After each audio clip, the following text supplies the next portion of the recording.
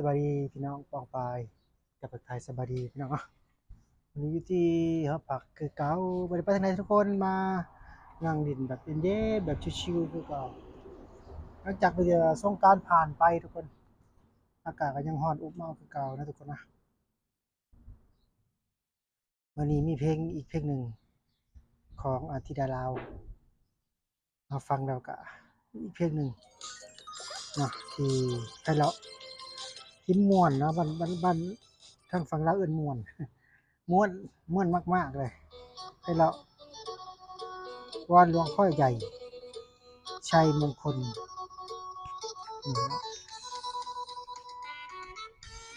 เพลงของธิดาดาวอีกเพลงหนึ่งที่ว่ามันม่วนเลยเนาะแน่เนี่ยดีเนาะ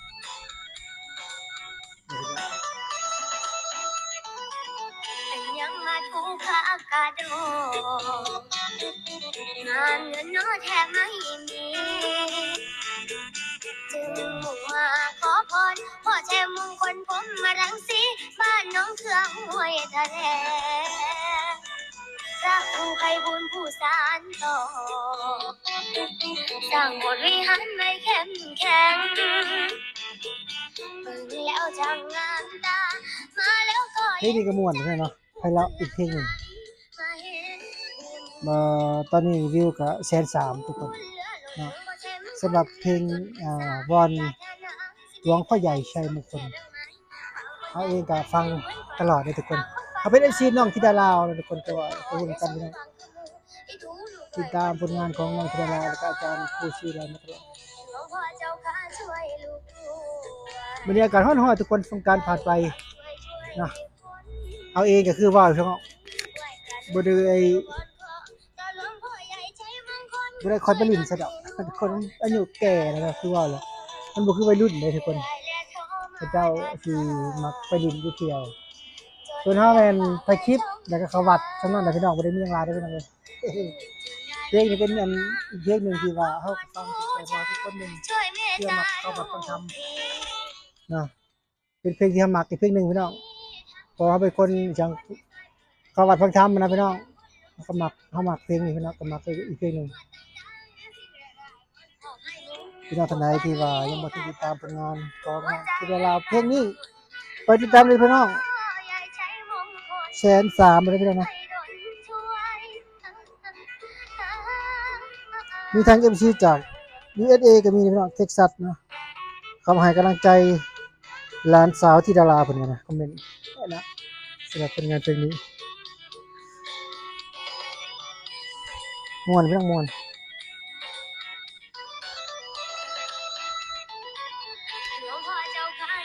มาฟังเพลงน้องธิดาลาวนะครับนางแบบซื่อๆมาฟังเพลงน้องธิดาลาวครูศรีวิไลด้วยกันนะพี่น้องนะ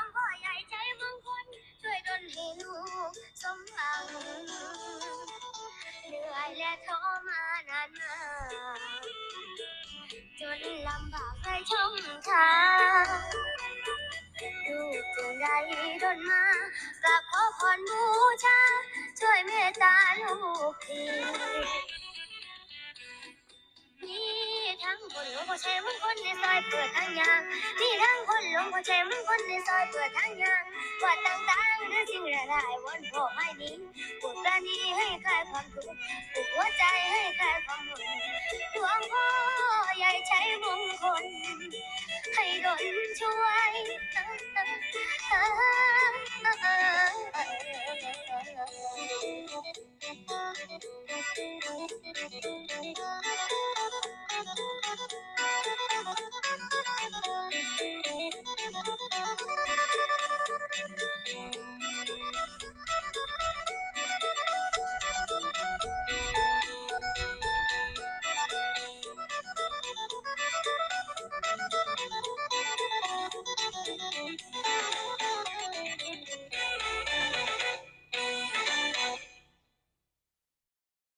หลวงพ่อใหญ่ชัยมงคลเพชรนี่พี่น้องม่วนหลาย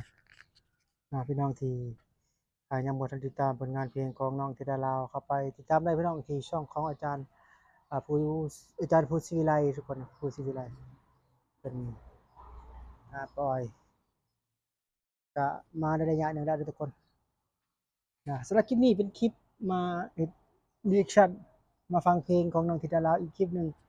จะได้กับพี่น้องที่เข้ามาติดตามชมคลิปนี้ของเราก็อย่าลืมนะทุกคนช่วยเป็นกำลังใจให้เด้อนะเป็นคนมาให้คลิปทุกคนแต่ว่าอ่ามีคลิปหลายๆแบบสำหรับคลิปเราก็ออกเป็นคลิปดินคลิปเที่ยวคลิปฟังเพลงสิพี่น้องนะไปเรื่อยๆทุกคนหลายๆวิธีหลายๆหลายๆแนวนะสำหรับช่องของเราทุกคนอยู่ได้กับ พี่น้องที่เข้ามาจากฝั่งลาวฝั่งไทยหรือว่าต่างประเทศก็อย่าลืมคอมเมนต์ให้กำลังใจเด้อพี่น้อง FC น้องธิดาลาว FC ของเฮาเองนะทุกคนที่เรียนมาเห็นคลิปนี้นะทุกคนนะสำหรับคลิปนี้ก็จบกันพี่น้องพบกันใหม่คลิปหน้านะพี่น้องนะสำหรับคลิปนี้ก็สิได้อำลาพาจากพี่น้องไปเพียงเท่านี้นะเดี๋ยวนะที่สั้นๆนี่ทุกคนบ๊ายบายสบายดีทุกคน